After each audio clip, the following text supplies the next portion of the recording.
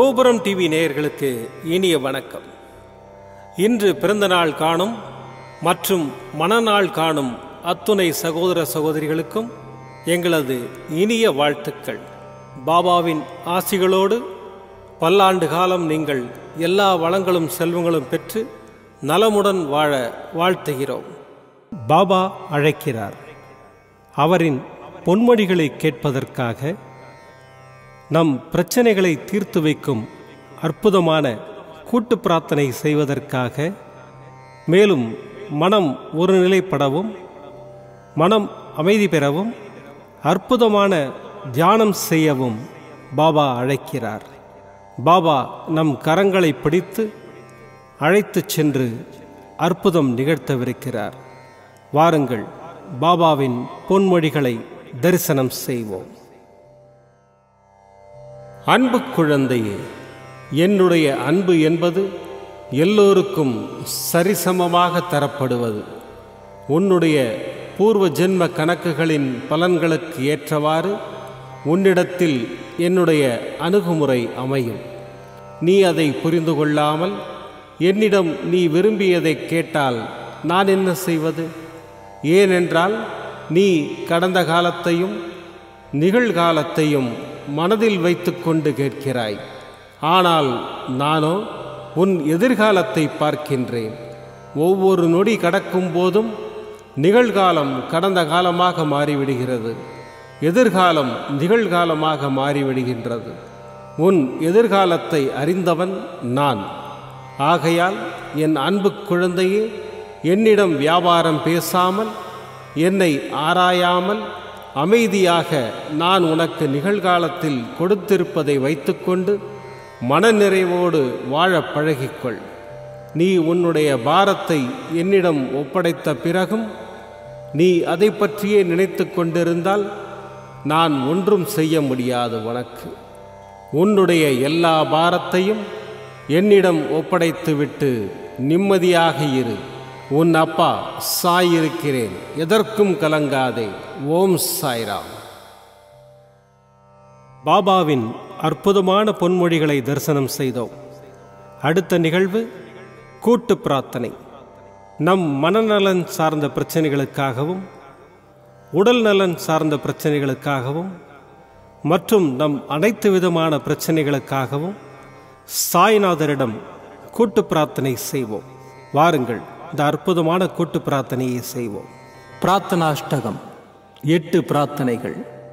சாந்தமான மனம் கொண்ட சாயிநாதரே, அறிவின் சிகரமே, அன்புள்ளம் கொண்டவரே, கருணை கடலே, உண்மையின் இருப்பிடமே, மாயை என்னும் இருளை அகற்றுபவரே, ஜாதி மத பேதங்களுக்கு அப்பாற்பட்டவரே, எங்களின் புரிந்து கொள்ளும் திறமைக்கு அப்பாற்பட்டவரே, அன்பின் இருப்பிடமே, ஷீரடி வாழ் இறைவனே, என்னை காப்பாற்றும், என்னை காப்பாற்றும்.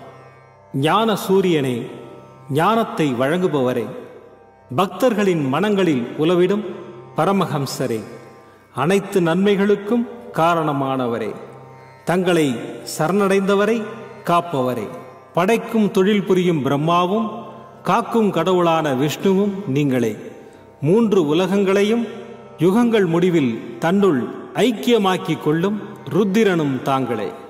நீங்கள் இல்லாத இடம் இந்த பூமியில் ஏது? எல்லாம் அறிந்த இறைவன் நீங்கள். எங்கள் எல்லோரின் இதயங்களிலும் வசிப்பவரும் நீங்களே.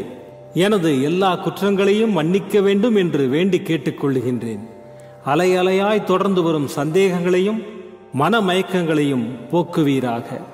நீங்கள் கோமாதா, நான் பிறந்த இளங்கன்று. நீங்கள் சந்திரன், நான் சந்திரகாந்த கல். தங்கள் பாதங்கள் கங்கை நதி. பணிவுடன் இந்த தாசன் உங்கள் பாதங்களில் தலை வணங்குகிறேன். உங்கள் கைகளை என் தலைமீது வைத்து ஆசை கூறுங்கள். என் கவலைகளும் துன்பங்களும் பறந்தோடட்டும். இந்த கணு தங்களின் தாசன். இந்த 8 துதிகளையும் கூறி நான் உங்களை சாஷ்டாங்கமாக நமஸ்கரிக்கின்றேன். எனது பாவங்கள், துன்பங்கள் மற்றும் ஏழ்மை நிலை இவை யாவும் உடனடியாக விலகி ஓடட்டும். ஓம் சாய்ராம், ஓம் சாய்ராம், ஓம் சாய்ராம். அற்புதமாக கூட்டு பிரார்த்தனை செய்தோம்.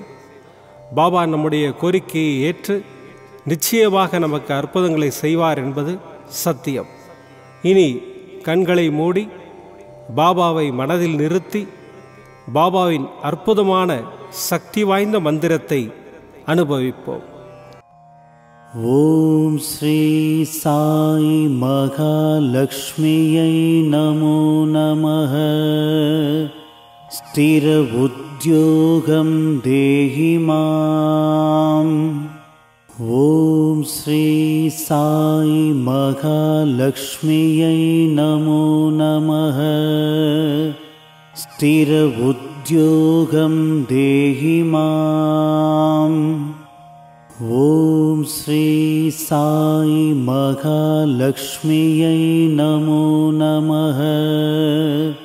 ஸ்திர உத்யோகம் தேஹி மாம்.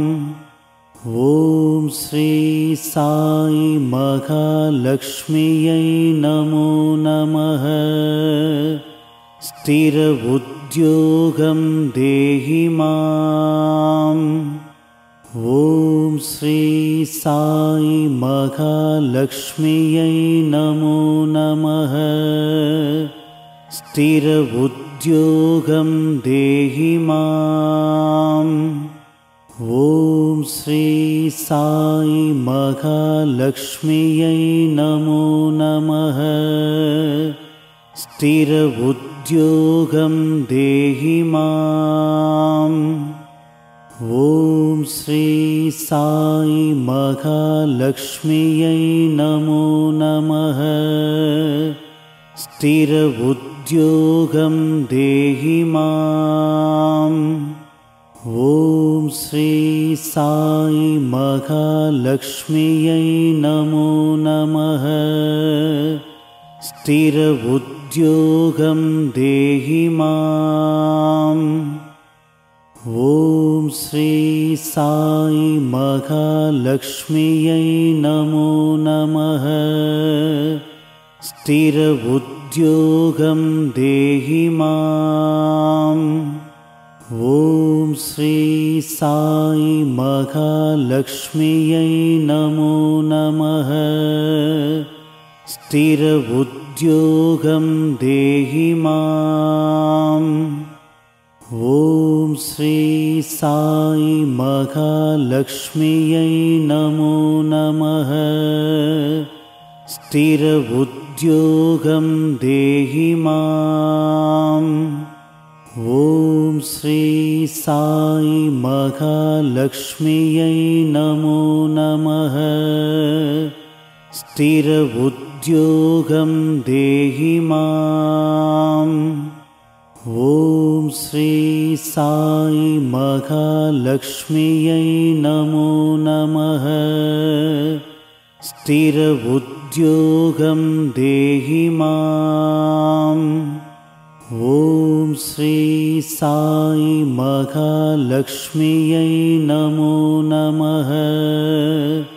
ஸ்திர உத்யோகம் தேஹி மாம். ஓம் ஸ்ரீ சாய் மகாலக்ஷ்மியை நமோ நமः. ஸ்திர உத்யோகம் தேஹி மாம். ஓம் ஸ்ரீ சாய் மகாலக்ஷ்மியை நமோ நமः. ஸ்திர உத்யோகம் தேஹி மாம். ஓம் ஸ்ரீ சாய் மகாலக்ஷ்மியை நமோ நமः. ஸ்திர உத்யோகம் தேஹி மாம். ஓம் ஸ்ரீ சாய் மகாலக்ஷ்மியை நமோ நமः. ஸ்திர உத்யோகம் தேஹி மாம். ஓம் ஸ்ரீ சாய் மகாலக்ஷ்மியை நமோ நமः. ஸ்திர உத்யோகம் தேஹி மாம். ஓம் ஸ்ரீ சாய் மகாலக்ஷ்மியை நமோ நமः. ஸ்திர உத்யோகம் उद्योगं देहि माम्।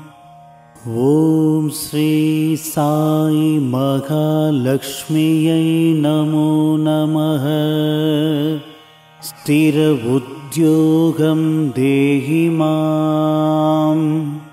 ॐ श्री साई महालक्ष्म्यै नमो नमः। स्थिर उद्योगं देहि माम्। ॐ श्री साई महालक्ष्म्यै नमो नमः। स्थिर उद्योगं देहि माम्। ॐ श्री साई महालक्ष्म्यै नमो नमः। स्थिर उद्योगं देहि माम्। ॐ श्री साई महालक्ष्म्यै नमो नमः। स्थिर उद्योगं देहि माम्।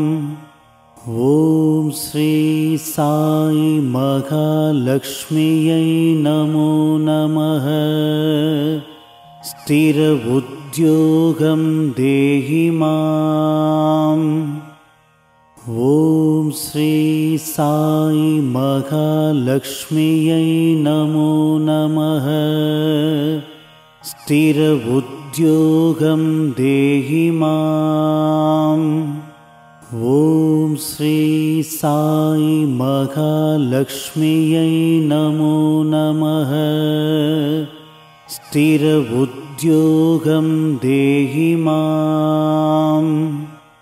ॐ श्री साई महालक्ष्म्यै नमो नमः।